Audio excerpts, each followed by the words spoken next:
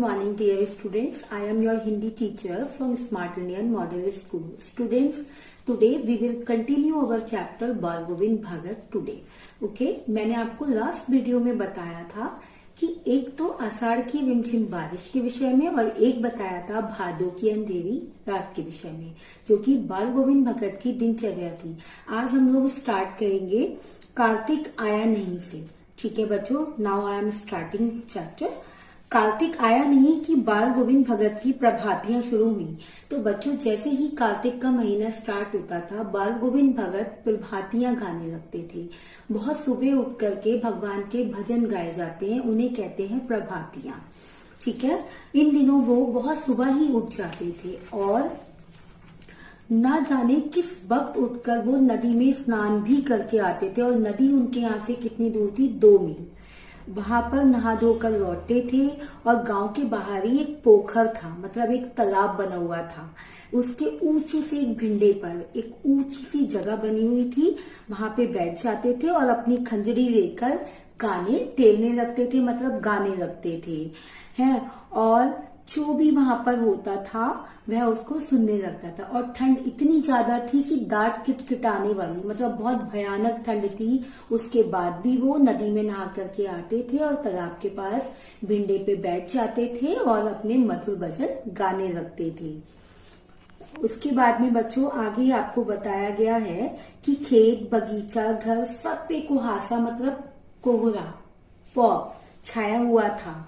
ठीक है, लेकिन उनका क्या था, बाल गोविंद भगत का क्या दिनचर्या था कि वह एक कुश की चटाई पे, मतलब घास की चटाई पे पूरब में मुंह करके कमली ओढ़ के अपनी खंजरी लिए बैठे हैं और उनके मुंह से शब्दों का तांता, मतलब एक के बाद एक शब्द निकले जा रहा है. वो उनका शब्द जो है वो थम नहीं रहा है. वो बराबर इतनी ठंड में भी भगवान के भजन गाए जा रहे हैं और उत्तेजित हो जाते हैं, गाते गाते मस्त हो जाते हैं इतना ज्यादा कि वो खड़े हो जाते हैं. उन्हें नहीं पता कि वो क्या कर रहे हैं. उनकी जो कमली है, जो कंबल है, वो सिरक जाता है और बुरी हालत से वो नाचने गाने लगते हैं. अब हमारे जो राइटर हैं वो कह रहे हैं कि मैं जाड़े से कपकपा रहा था, किंतु तारे की छांव में भी उनके मस्तक के श्रम बिंदु तब तब ही चमक पड़ते थे. मतलब इतनी भयानक ठंड थी, उसके बाद भी बाल गोविंद भगत के मस्तक पे जो एक उत्तेजना के बिंदु थे वो चमक उठते थे. ठंड उनके ऊपर कोई भी असर नहीं कर पा रही थी. उसके बाद में बच्चों चैप्टर में बताया है गर्मियों में उनकी संध्या शाम कैसी होती थी. अब हम लोग कार्तिक के महीने के बाद में गर्मियों की शाम पे आ गए हैं. यहाँ पर है कि इतनी उमस भरी शाम ना तो शीतल करती. अपने घर के आंगन में जमावड़ा लगा के बैठ जाते थे.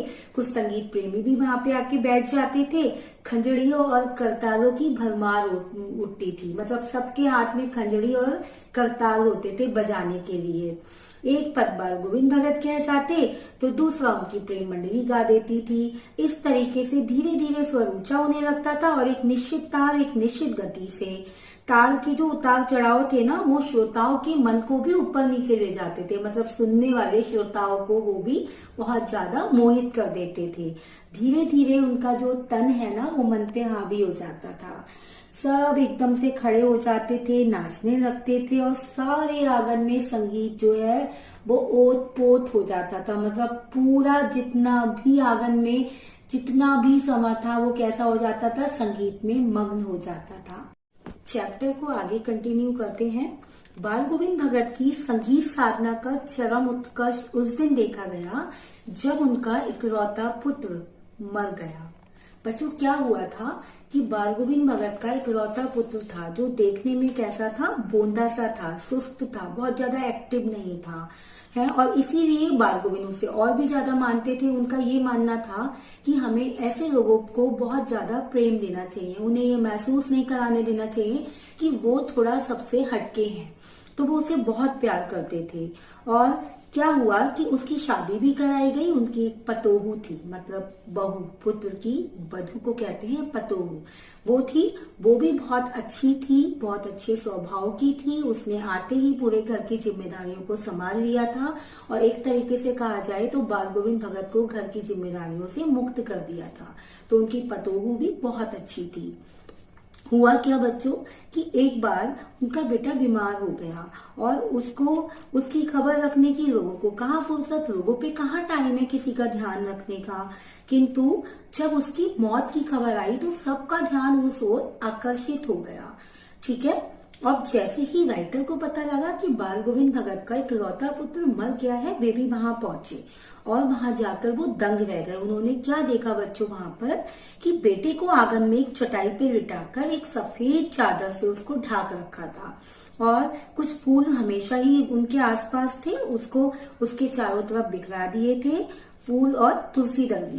सिरहाने पे एक चिराग, एक दिया जला करके रखा था और वहीं उसके सामने जमीन पर एक आसन बिछाए बैठे थे बाल गोविंद भगत और गीत गाए जा रहे थे। वही पुराना स्वर, वही तल्लीनता, कोई फर्क नहीं था। जैसे हमेशा गाते थे वैसे वो अपने पुत्र की मौत के उस दिन भी गा रहे थे। और गांव की स्त्रियां जो उनके बेटे की वधू को चुप कराने में लगी हुई थी, किंतु बाल गोविंद भगत अपने गीत गाए जा रहे थे और गाते गाते कभी कभी पतोहू से ये भी कह देते थे कि बेटा ये रोने का समय नहीं है, ये तो उत्सव मनाने का समय है। आत्मा परमात्मा के पास चली गई है, फिर हनी अपने प्रेमी से जा मिली है, भला इससे बढ़कर आनंद और कहां से प्राप्त होगा। तो बच्चों यहाँ पे बाल गोविंद भगत हमें ये बताना चाह रहे हैं कि किसी की मृत्यु हो जाने पे हमें रोना नहीं चाहिए, शोक नहीं मनाना चाहिए, बल्कि उत्सव मनाना चाहिए। हमारे अंदर जो आत्मा है वो परमात्मा से मिल गई है, उसका मिलन हो गया है, ये तो बहुत अच्छी बात है, तो फिर रोने की क्या बात है। ऐसे ही उन्होंने आगे क्या किया कि अपने बेटे की क्रियाक्रम में कोई भी स्पेशल काम नहीं किया, कोई तूल मतलब कोई अधिक महत्वपूर्ण कार्य नहीं किया। पतोहू से ही आग दिलवाई, मतलब उसकी पत्नी से ही आग दिलवाई और जैसे ही एक अवधि होती है मृत्यु के, कुछ समय तक लोगों को माननी पड़ती है, वो पूरी हुई। उन्होंने पतोहू के भाई को बुला करके कहा कि इस अपनी बहन को ले जाओ और इसका दूसरा विवाह करवा दो। तो पतोहू ने रो रो के कहा नहीं, मैं यहाँ से नहीं जाऊंगी, मेरे जाने के बाद आपका ख्याल कौन रखेगा। लेकिन बाल गोविंद भगत ने एक भी बात नहीं मानी, उनका निर्णय अटल था। उन्होंने कहा तू जा, नहीं तो मैं ही ये घर छोड़ करके चला जाऊंगा। और उनकी यही आखिरी इच्छा थी। तो इसके आगे पतोहू की कुछ भी नहीं चली और वो चली गई। अब बाल गोविंद भगत जो थे ना बच्चों, उनकी मौत कैसे हुई, उनकी मौत भी उन्हीं के अनुरूप हुई। जैसे वो हमेशा से थे, उनकी मौत भी वैसे ही हुई। हर वर्ष गंगा स्नान करने जाते थे। स्नान पे उतनी आस्था नहीं थी, लेकिन सत्य समागम, लोक दर्शन, इनमें ज्यादा आस्था रखते थे। पैदल ही जाते थे। 30 कोस पे गंगा थी, वहां पर जाते थे पैदल। रास्ते में कुछ भी नहीं खाते थे, जो घर से खा के जाते थे वापस घर पर ही आकर के खाते थे। रास्ते भर खंजड़ी बजाते, गाते, जहां प्यास लगती पानी पी लेते। 4 दिन तो आने जाने में ही लग जाते थे। इस लंबे उपवास में वही मस्ती, वही सब। बट अब तो बुढ़ापा आ गया था, किंतु टेक वही थी जवानी वाली। इस बार लौटे तो तबीयत कुछ ठीक नहीं थी। खाने पीने के बाद भी तबीयत सुधरी नहीं। उन्हें लगा कि शायद खाना पीना नहीं खाया है इसलिए कमजोरी है, लेकिन वो ठीक नहीं हुए और उन्हें बुखार आ गया। नेम व्रत मतलब जो उनका एक रूटीन था, नहाना धोना भजन गाना, वो उन्होंने छोड़ा नहीं, वो वैसे ही करते रहे। और लोगों ने मना भी किया कि आप इस समय मत नहाइए, लेकिन उन्होंने किसी की भी एक भी बात नहीं मानी और हंस के टाल देते थे। एक दिन संध्या का समय आया, शाम का समय, किंतु ऐसा लगा जैसे तागा मतलब धागा टूट ही गया हो, माला का एक एक दाना बिखर गया हो। भोर में यानी कि सुबह उठ के जो लोगों के कानों में बाल गोविंद भगत के जो पद जाते थे, उनकी कोई आवाज नहीं आई। सब लोग जाकर दंग थे जब देखा कि बाल गोविंद भगत नहीं रहे, सिर्फ उनका पंजर पड़ा हुआ था। उनकी लाश उनके आंगन में